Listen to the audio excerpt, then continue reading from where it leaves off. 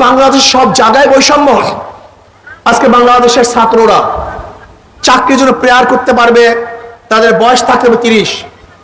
অথচ দেখেন আমাদের দেশে কত বড় বৈষম্য। পাহাড়ি ছাত্ররা চাকরির জন্য দরখাস্ত করবে, তাদের বয়স 40 হলেও চলবে। কত বড় বৈষম্য। আমাদের সাধারণ ছাত্ররা চাকরির জন্য দরখাস্ত করলে তাদের বয়স হতে হবে 30, আর পাহাড়িরা দরখাস্ত করলে তাদের বয়স 40।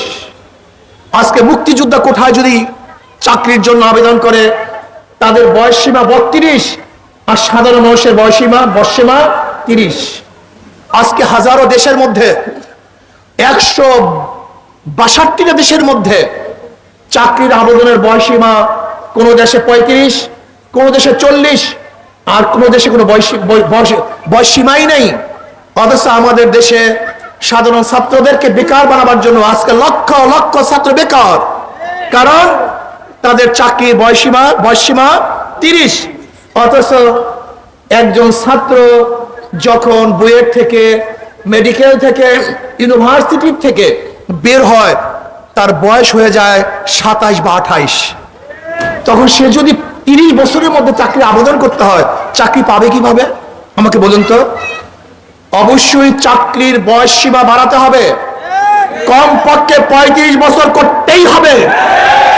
আমরা চাই 40 বছর করা হোক, যে অন্যান্য কান্ট্রির মধ্যে কোনো বয়স সীমা নাই।